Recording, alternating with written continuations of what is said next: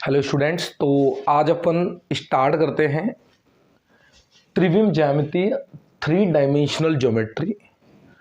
आज के जो बुक्स अपन स्टार्ट करेंगे वो बीएससी फर्स्ट ईयर का पेपर नंबर 3 रहेगा। दूसरी बात क्या है, इस बुक की खास बात यह है कि थोड़ा सा, क्योंकि ज्योमेट्री का पेपर है, थोड़ा सा टिपिकल पड़ता ही पड़ता है, क्योंकि ज्योमेट्री पर कमांड होना बहुत ज़रूरी होता है इसके लिए। और बेसिकली 12th की जो ज्योमेट्री अपन पढ़ते हैं वहाँ कमांड होना बहुत ज़रूरी है। उसके बाद अपन इस बुक को आगे बढ़ाते हैं। अब जो महत्वपूर्ण बात क्या रहेगी, महत्वपूर्ण बात यह रहेगी कि इस बुक को अपन स्टार्ट करने का लॉजिक सिर्फ 2 है। पहला लॉजिक तो ये है कि भाई ये पेपर टिपिकल है, बच्चों को प्रॉब्लम आती है। मैंने जहाँ तक समझा है कि 12th पास करके बालक आता है और आते के साथ ही 3D जैसे पेपर्स में आकर के वो थोड़ा बहुत स्ट्रगल करता है। हर बच्चा नहीं करता, लेकिन मोस्ट ऑफ स्टूडेंट करते हैं। क्लास में भी वही समस्या होती है। दूसरी बात क्या है कि इरेगुलरिटी बच्चों की, बच्चे फर्स्ट ईयर में आते के साथ ही प्रॉब्लम्स क्रिएट उनके सामने रहती है कि वो रेगुलर नहीं रहते। उनको ऐसा लगता है कि जैसे 12th में चल गया हमारा, कभी आए कभी नहीं आए, या फिर कुछ ऐसे XYZ काम चल गया, यहाँ भी चल जाएगा। भाई 3D का पेपर अगर रेगुलरिटी नहीं रखोगे तो इस पेपर्स में प्रॉब्लम पड़ती ही पड़ती है। ऊपर से फिर बच्चों का जिसका बेसिक अच्छा नहीं है वो तो इसमें प्रॉपरली रूप से फिर काम ही नहीं करता। मैं कोशिश ये करूँगा कि आपको बिल्कुल 0 लेवल से स्टार्ट करूँ। 3D का पेपर अपन स्टार्ट करेंगे जैसे 12th जस्ट पास करके अपन पढ़ना स्टार्ट करेंगे। 3 डायमेंशनल ज्योमेट्री लेंदी पेपर है, टाइम कंज्यूमिंग है, कोई जल्दबाजी में नहीं है। अपन ऐसा नहीं है कि अपन को भड़बड़ाहट करनी है, इत्मीनान से पढ़ेंगे धीरे धीरे पेपर को। जितना कोशिश करेंगे अच्छे से पूरा सिलेबस कवर करवाया जाए। और 3D की बुक जो है आपकी, उसको पूरा A to Z क्वेश्चंस मैं कोशिश करूंगा आपको ऑन बोर्ड कराने की। इतना सा उद्देश्य है कि बच्चे इस टफ पेपर को भी आराम से इत्मीनान से बार बार लेक्चर्स को देखें और उन लेक्चर्स को देखने के बाद अपने आराम से पढ़ें और अच्छे मार्क्स लेकर आएँ। देखो आने वाले के इस पेपर में भी 3D हुआ, रियल हुआ, आगे पढ़ोगे आप बीएससी फाइनल के 3rd ईयर 2nd ईयर के अंदर, फाइनल के अंदर टिपिकल पेपर भी आएंगे। लेकिन फर्स्ट ईयर के जो पेपर देखे जाएंगे ना, उसमें हल्का सा जो टिपिकल पेपर है आपका त्रिविम ज्यामितीय 3 डायमेंशनल ज्योमेट्री। तो बिना किसी टाइम को बर्बाद करते हुए अपन स्टार्ट करते हैं त्रिविम ज्यामितीय। बिल्कुल बेसिक लेवल से चलते हैं, जहाँ से आपने 12th छोड़ते हो वहीं से स्टार्ट करते हैं। तो पहली लाइन देखिएगा आप इसकी, बिल्कुल बेसिक स्टार्ट करते हैं। सिलेबस अभी स्टार्ट नहीं कर रहे हैं, ओनली बेसिक टॉपिक चलेंगे अपने। बेसिक में पहले पॉइंट लिखेंगे अपन, 2 बिंदुओं के बीच की दूरी। 2 बिंदुओं के बीच की दूरी, 2 बिंदुओं के बीच की दूरी, इंग्लिश में भी लिख लेंगे इसे, distance between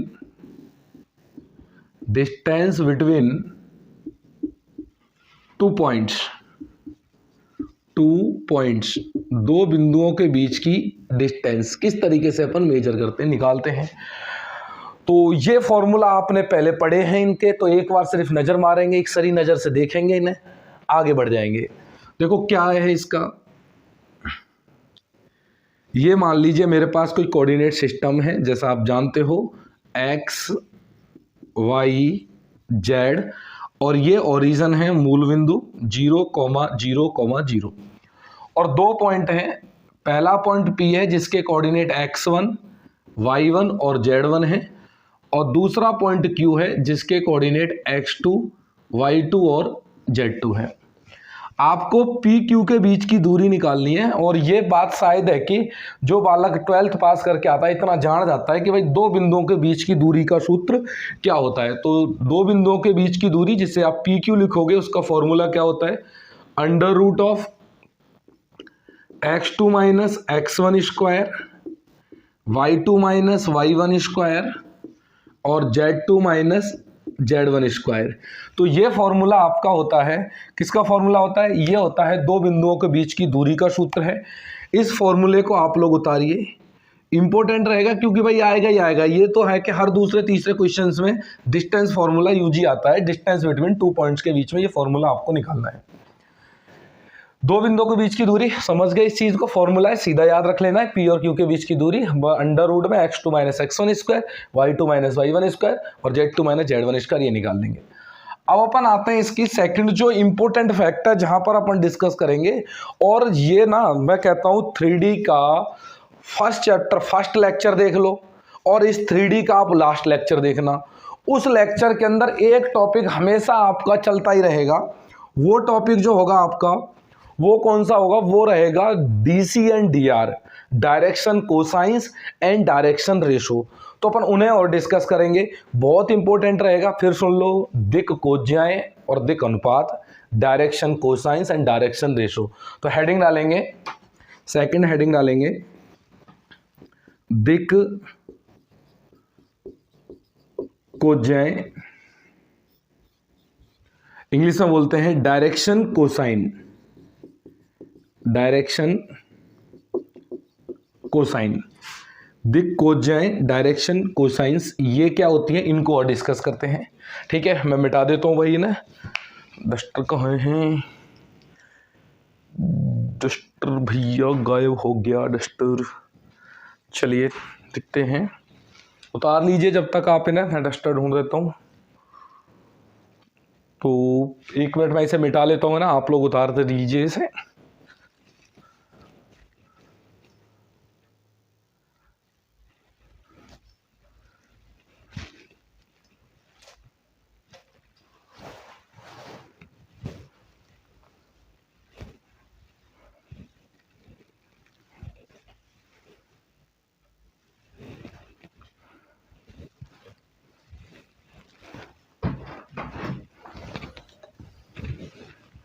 yes please, I think आप मिटा लीजिए आप इसे, मैं ऊपर मिटा देता हूँ इसे, फिर अपन आगे बढ़ते हैं।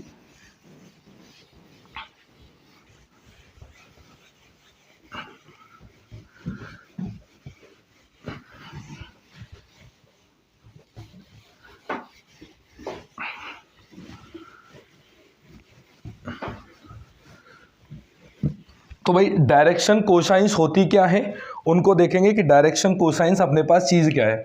देखो आप लोग एक बार, जैसे मान लीजिए ये मेरे पास कोई कोऑर्डिनेट सिस्टम है, this is the X axis, Y axis, Z axis, ये ओरिजिन है 0,0,0 और डायरेक्शन कोसाइंस के बारे में डिस्कस कर रहे हैं। तो जैसे मान लीजिए ये कोई लाइन है मेरे पास। हाँ, एक और बात, डायरेक्शन कोसाइंस और डायरेक्शन रेशो लाइन के होंगे। किसके होंगे? लाइन के होंगे। ये बात थोड़ा सा ध्यान दें कि डायरेक्शन जो रेशो निकलेंगे और डायरेक्शन कोसाइंस किसके होंगे? लाइन के होंगे।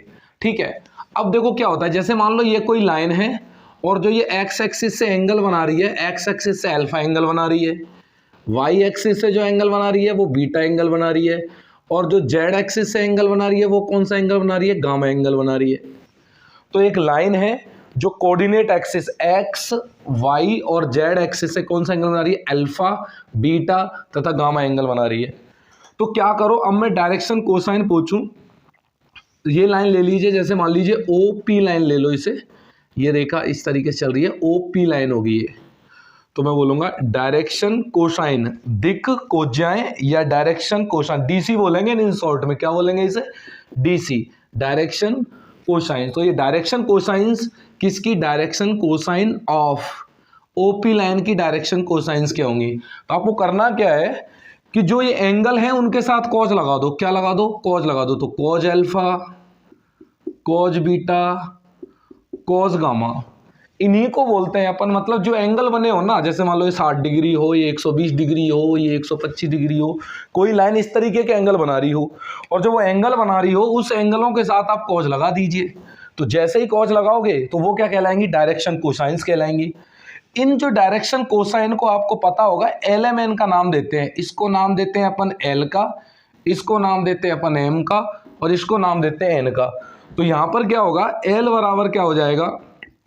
कॉज अल्फा, एम बराबर क्या हो जाएगा? कॉज बीटा, और एन बराबर क्या हो जाएगा? Cause gamma. तो ये आंसर आपको फटाक से निकलना चाहिए कि जब भी कोई पूछे कि भाई डीसी क्या होते हैं, डायरेक्शन कोसाइंस क्या होते हैं किसी भी लाइन के, तो आप बोलो कि कोई भी line X Y Z axis के साथ जो एंगल बना रही है अल्फा बीटा गामा, उनके आगे में कॉज लगा दीजिए आप, वही क्या हो जाएंगे आपके पास डायरेक्शन कोसाइन।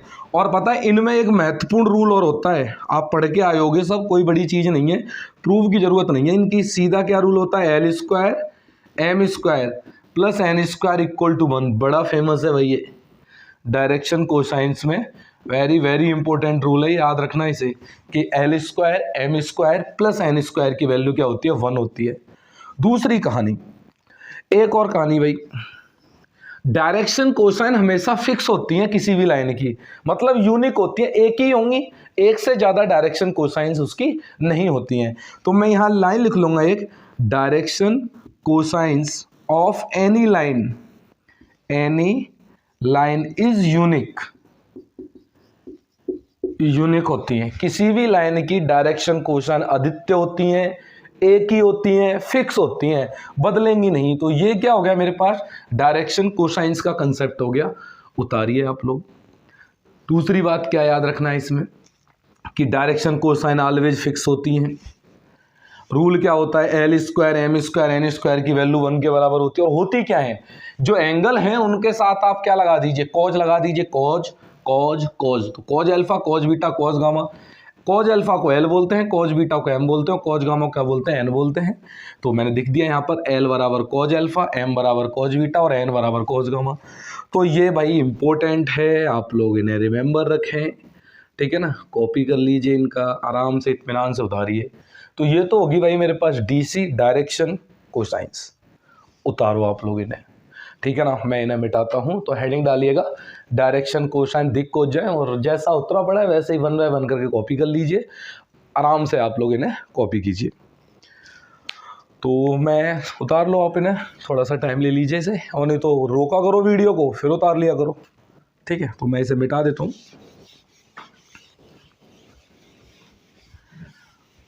तो डायरेक्शन कोसाइंस के बाद अपने पास जो नेक्स्ट आने वाला है थर्ड नंबर पर, क्योंकि भाई डायरेक्शन कोसाइंस हो गए, दिक कोज्जाएं होंगी। अब इसके अगला ही जो टॉपिक आता है वो आता है दिक अनुपात। डायरेक्शन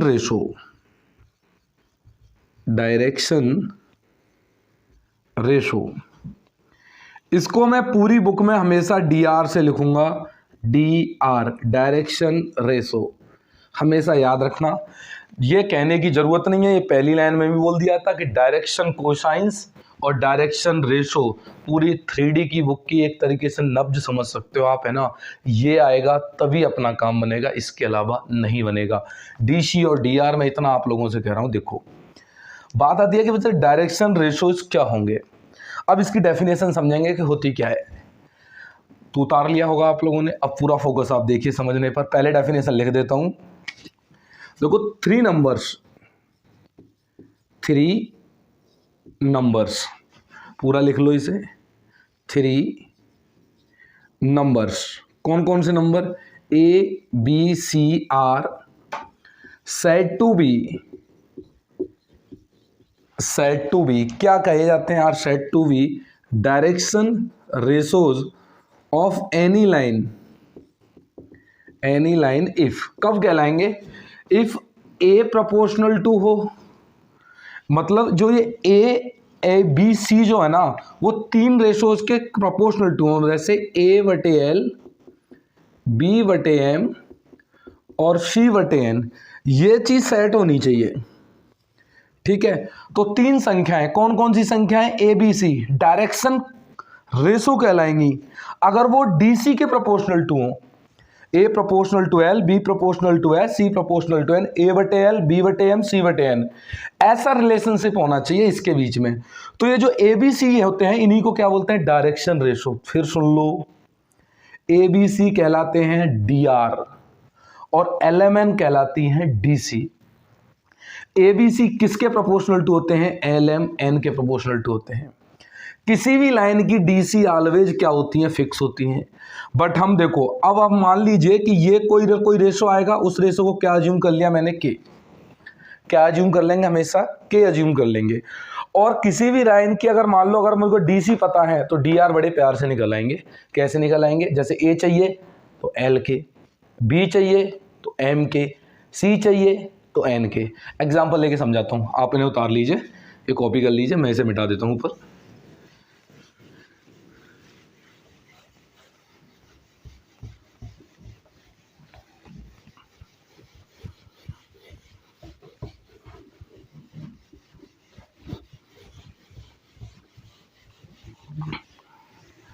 नाउ लुक भाई, तो एक एग्जांपल लेके समझाता हूं। मतलब अगर डीसी पता हो तो डीआर कैसे, जैसे मान लो अगले स्टेप में आप ये लिख लेना, डेट इंप्लाइज ए का मान क्या हो जाएगा यहां से एल के, बी का मान क्या हो जाएगा यहां से एम के, और सी का मान क्या हो जाएगा यहां से एन के का मान लगातार बदलते जाइए, आपको क्या मिल जाएगा? ए बी सी मिल जाएगा। एक उदाहरण से समझते हैं इस बात को अपनी को। एग्जाम्पल मान लीजिए किसी भी लाइन की जो डीसी है वो ये है 1/√3, 1/√3, और तीसरी भी मान लीजिए 1/, और भी हो सकती है 100। तो ये एल का मान 1/√3, एम का मान 1/√3 और एन का मान 1/√3 है। फाइंड क्या करवा रहा है? डीआर को भाई क्या करो? फाइंड करो। डायरेक्शन रेशोज को आप क्या कीजिए? फाइंड कीजिए। तो कैसे करेंगे डायरेक्शन रेशोज को फाइंड? तो सबसे पहले देखो, जब आप इसका सॉल्यूशन करोगे तो सबसे पहले आप अज्यूम कर लीजिए, क्या अज्यूम कर लीजिए कि A comma B comma C are D R direction ratios हैं। तो रूल क्या बोलता है? देन A/L, B/M और C/N का रेशो क्या होगा? सेम होगा। और वो रेशो कुछ ना कुछ तो आएगा। वो रेशो क्या अज्यूम कर लिया आपने? के अज्यूम कर लिया कि मान लीजिए कि वो रेशो किसके बराबर है? के बराबर है। इसका मतलब यहां से ए का मान क्या आ जाएगा? एल के, बी का मान क्या आ जाएगा? एम के, और सी का मान क्या आ जाएगा? एन के आ जाएगा। अब आप एल का मान रख दीजिए, तो ए बराबर क्या हो गया? k/√3, बी बराबर क्या हो गया? k/√3, और सी बराबर क्या हो गया? k/√3। एल एम एन की वैल्यू आपने क्या कर दी? यहां पर सब्स्टिट्यूट कर दी। अब ये क्या है कि कोई फिक्स रेशो होना चाहिए ये। तो जैसे मान लीजिए के का मान आपने क्या ले लिया? 1 ले लिया, तो पहला डीआर क्या मिल जाएंगे इसके? डीआर क्या मिल जाएंगे? 1/√3।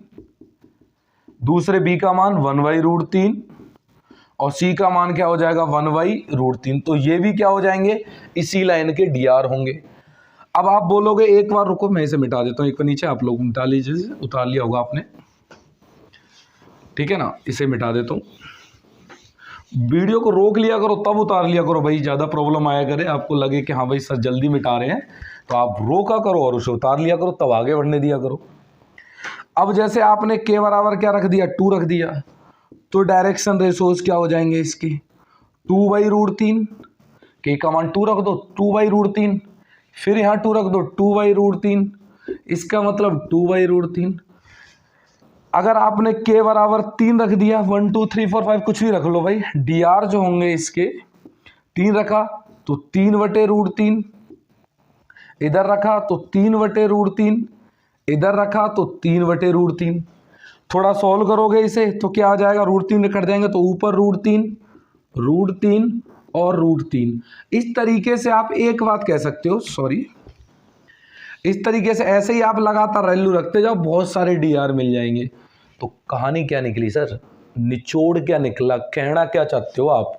कहना भाई मैं सिर्फ इतना चाहता हूं कि अगर आपको डीसी दे रखी है, डीसी दे रखी है, तो डीआर निकालने का तरीका बता दिया आपको। क्या मानो? A/L, B/M, C/N equal to के, और के का मान बदलते जाइए, अपने आराम से आपको डीआर मिलते जाएंगे। इसका मतलब तो सर जी एक बात हो गई कि जो ये डीआर होंगे ना, डीआर जो होंगे वो एक से ज्यादा होंगे। बिल्कुल भाई, क्यों सर? देख लेना भाई, के का मान बदलेगा, बहुत सारे डीआर मिलते जाएंगे आपको। तो पहली इंपॉर्टेंट फैक्ट इसके अंदर, इंपॉर्टेंट फैक्ट लिख देता हूं इस चीज को, है ना, इंपॉर्टेंट फैक्ट के नाम से।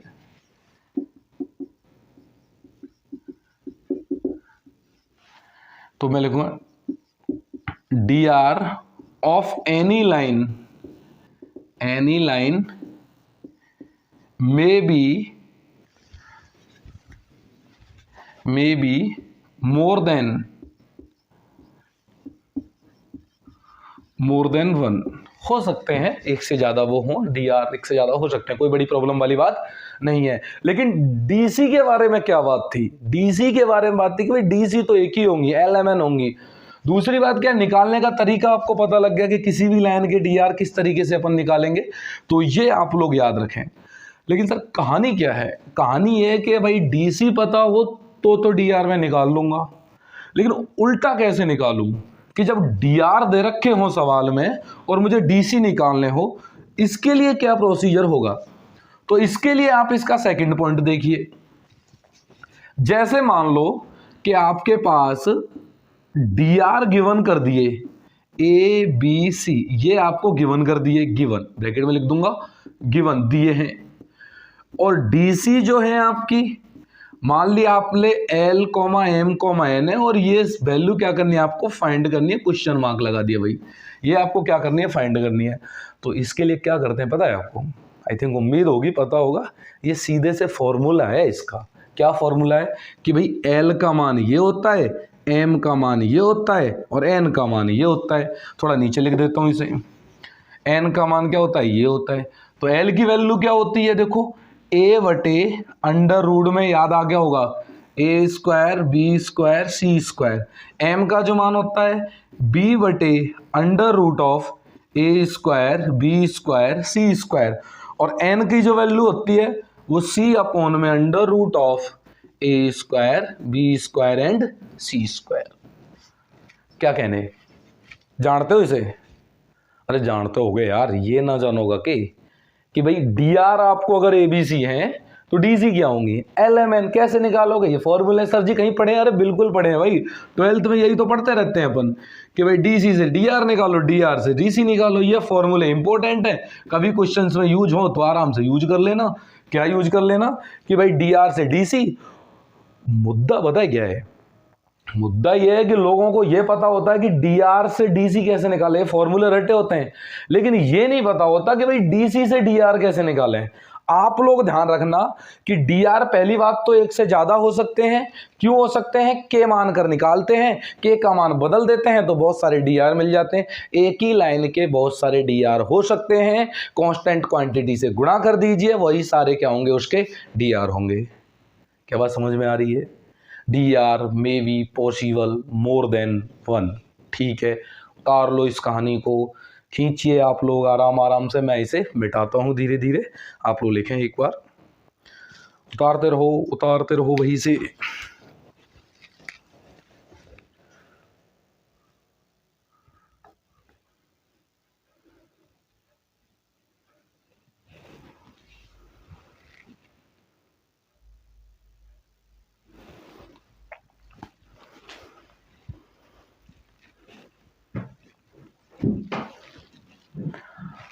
खींच लो भाई, अच्छे से आराम से उतारिएगा आप इसे। डीसी डीआर नोट्स भी बढ़ते जाएंगे, साथ साथ उतारते रहो, किसी पर डिपेंड नहीं रहना कि सर जी नोट सेंड करेंगे, वो सेंड करेगा, मैं एक बार प्रैक्टिस भी हो जाएगी, धीरे धीरे सारे उतर जाएंगे आपके, तो आपको बेनिफिट भी हो जाएगा। ठीक है ना, रिवीजन भी हो जाएगा। जो बच्चे मेरे से पढ़े हुए हैं उनका तो पक्का रिवीजन हो जाएगा, जो क्लास में पढ़ाया था वही तो यहाँ पढ़ा रहे हैं। आप एक लाइन टू लाइन मैच कर सकते हो, कोई प्रॉब्लम नहीं। लेकिन हाँ, ये आप याद रखना कि आप जितना 3D में पारंगत होगे उतना आपके लिए बेटर होगा, क्योंकि ये वो पेपर्स हैं जो हर कोई बंदा इसे पढ़ता भी नहीं है, ध्यान से नहीं पढ़ता, और जब आप पास आउट होकर कहीं पढ़ाने जाओगे ना भविष्य में, तो इतना आपको पढ़ा देंगे, ठीक है ना, तो कहीं भी आप जाओगे, कहीं भी आपको कोई प्रॉब्लम नहीं आएगी। 3D जैसे पेपर में आप कभी भी कोई सा पेपर आप उठा लीजिए, you can solve any question of 3D।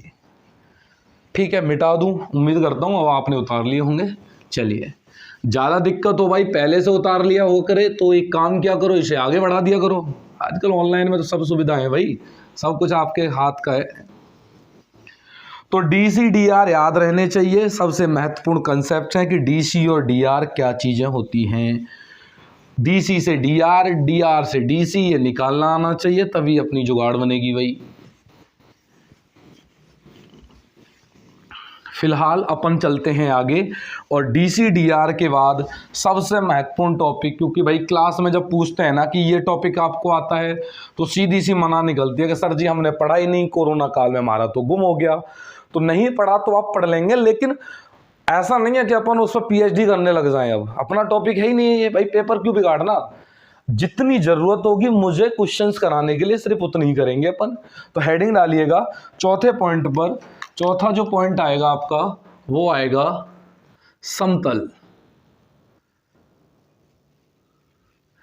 Plane क्या चीज होती है भाई? प्लेन, समतल। परिभाषा देने की बात करें तो यार आनी तो चाहिए वैसे परिभाषा, ठीक है ना। प्लेन की इक्वेशन आनी तो, मतलब होता क्या है ये बड़ी चीज नहीं है, तो आप बता दोगे कोई सा, लेकिन डेफिनेशन पूछे तो क्या है।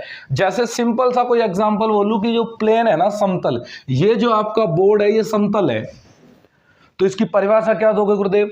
इसकी परिभाषा तो जी जाएगी, वो ये जी जाएगी कि इस बोर्ड के किन्हीं भी दो पॉइंटों को मिला लो भाई मिला दिया, और जो इस लाइन के जितने भी पॉइंट हैं इस समतल में ही होने चाहिए।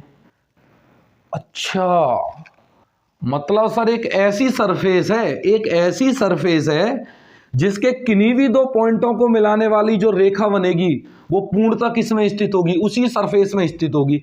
जैसे इन दो को मिलाने वाली इन दो को, मतलब किन्हीं भी दो पॉइंटों को आप लाइन मिला लीजिए, सारी जो ये लाइनें आएंगी वो इस बोर्ड में ही होंगी, तब इस बोर्ड को क्या बोलेंगे? एक समतल बोलेंगे। तो परिभाषा क्या होगी? समतल वह सरफेस होती है जिसके किन्हीं भी दो पॉइंटों को मिलाने वाली लाइन पूर्णतः इसी समतल में स्थित होती है या इसी सरफेस पर स्थित होती है।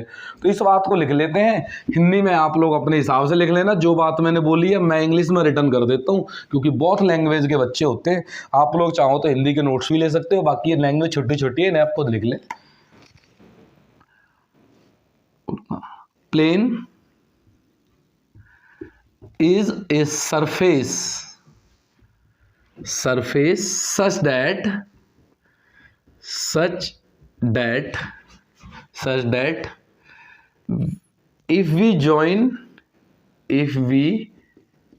join any two points of the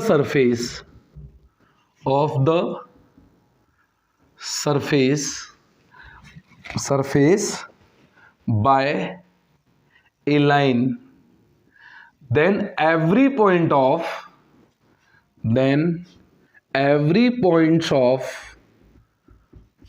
this line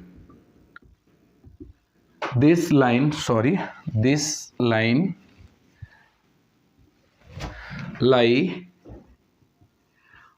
on the surface। ठीक है, तो मतलब क्या है? एक ऐसी सरफेस जिसके हर दो बिंदुओं को मिलाने वाला रेखाखंड पूर्णतः उसी सरफेस में स्थित हो, तो वो क्या कहलाता है? एक समतल कहलाता है। कभी कोई पूछेगा नहीं, ये यार वो पूछते हैं जिनको थोड़ा बहुत चेक करना होता है कि यार क्या मैं बच्चे से क्या पूछूं जहां वो अटक सके, ठीक है ना, कि भाई बता तू समतल की डेफिनेशन बता, तो जितना आता है समतल बता देते हैं, कोई बात नहीं, जो पढ़ लेते हैं वो बता देते हैं, ऐसी कोई बड़ी चीज़ भी नहीं है, ठीक है ना। तो आप लोग भी आगे पढ़ोगे तो इसे सीख जाओगे, कोई बड़ी चीज़ नहीं है। बात आती है कि सर इसके मुझे क्या सीखना है इसके अंदर, तो इसके कुछ टॉपिक सीखने हैं आपको, कुछ कंसेप्ट सीखने हैं, इसके कुछ पॉइंट सीखने हैं। पहले कि सर इस बोर्ड की इक्वेशन क्या होगी? इस बोर्ड की ये सबसे इंपॉर्टेंट है। क्या है कि भाई इस प्लेन की इक्वेशन क्या होगी, समतल की इक्वेशन क्या होगी? तो मैं क्या लिखूंगा? Equation of plane. सीधा मुद्दे पे आ रहा हूं, ठीक है ना। कहां से आई, कैसे निकालते हैं, उस पे नहीं जा रहा, सीधा जो सिखाना है उस पे जा रहा हूं। Equation of plane in general form, इसको बोलते हैं general form. In general form में जो इक्वेशन है वो कैसे निकालोगे आप, वो देखो आप इन जनरल फॉर्म।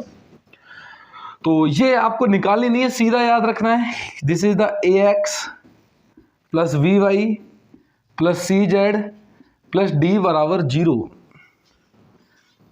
दिल और दिमाग दोनों खोल के ध्यान रख लो भाई, इसे वेरी इंपॉर्टेंट है ये, ठीक है ना।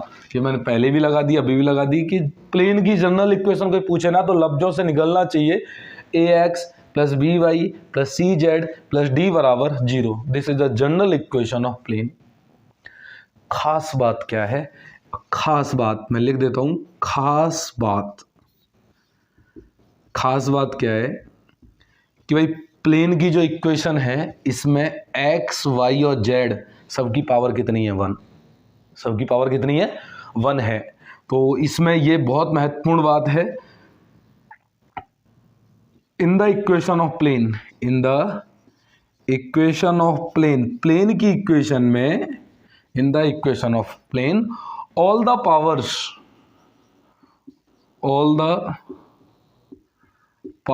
of x, y, z is 1।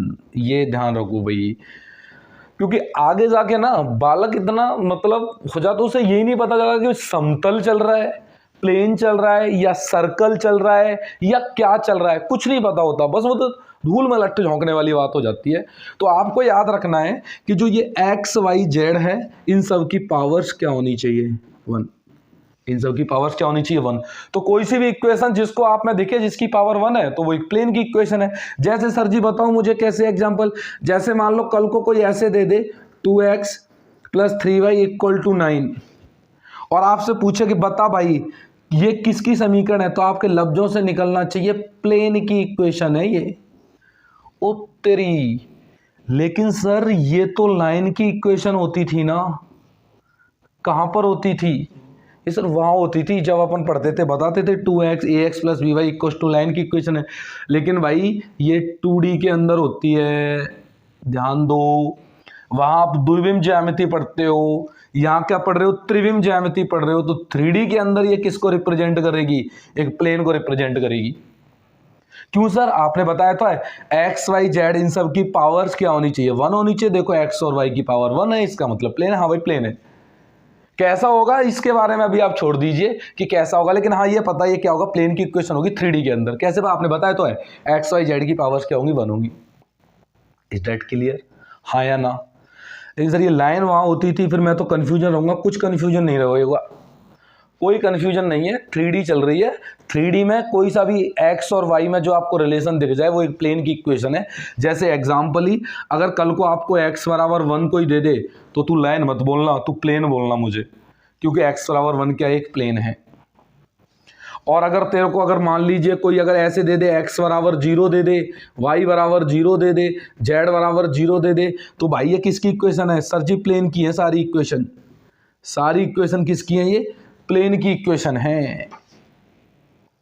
Sir चीज में तो दम है, थिंकिंग में तो क्या है, दम है, इसमें कोई शक नहीं है। सोचना तो पड़ेगा ही। अब ये आपके लिए होमवर्क में है, वर्किंग है ये। कल मैं आकर बता दूंगा नेक्स्ट लेक्चर में, अगर आप नहीं कर पाते हो। इतनी वर्किंग है आपके लिए। आप ये पहचानो कि x = 1, x = 0, y = 0, z = 0, ये प्लेन तो है, लेकिन कौन कौन से प्लेन होंगे? आराम से खगोलना 12th की बुकों को और चेक करना ये कौन से प्लेन हैं, क्या इनके नाम, ये प्लेन है भी या नहीं है, या सर ऐसे ही मुझे बता रहे हैं तो फिर क्या इनके लॉजिक्स हैं, क्यों ये वहाँ लाइन होती है, क्यों यहाँ प्लेन होता है, ये सारी चीज़ों को आप खोज करके लाना कल। ये आपके लिए वर्किंग होगी।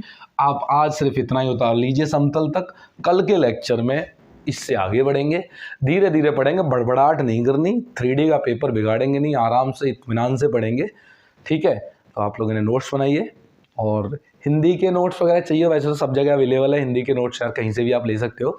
लेकिन अगर वैसे चाहिए तो मुझसे कांटेक्ट कर सकते हो, PDF वगैरह मिल जाएगी नोट्सों की, तो कोई बड़ी चीज़ नहीं है। नोट्स आपको आराम से अवेलेबल हो जाएंगे, उसकी आप बेफिक्र रहे। फिलहाल आप इनको खुद से उतारोगे। देखो 2 बातें होती है, खुद के द्वारा उतारे गए नोट्स याद भी बहुत जल्दी होते हैं, समझ में भी बहुत जल्दी आते हैं, और एग्जाम टाइम में कभी धोखा नहीं देते, कभी धोखा नहीं देंगे खुद के द्वारा। खुद के नोट्स यार पढ़ने में जैसे और दूसरे के नोट्सों को पढ़ने में आधा पौन घंटा लगता है, इनको पढ़ने में मात्र 15 मिनट में निपटा दोगे सारे नोट्सों को। ये खासियत होती है भाई, ये है। ये खुद के नोट्स जब बनाते हैं ना, एक बार लिखते हैं ना खुद से और वापस से उसे पढ़ते हैं तो माइंड ना बहुत तेज चलता है। तो इस कारण मैं हमेशा यही सलाह दूंगा, खुद से उतारो नोट्सों को, ठीक है ना? खुद से बनाओ इन्हें, बाकी PDF में आपको अवेलेबल करा दूंगा, ठीक है? Okay, thank you. करिए मेहनत भाई, मेहनत आप लोग करिए, कराऊंगा मैं आप लोगों को। बस आपसे 10 से मार्क्स बहुत अच्छे आएंगे 3D में। Thank you.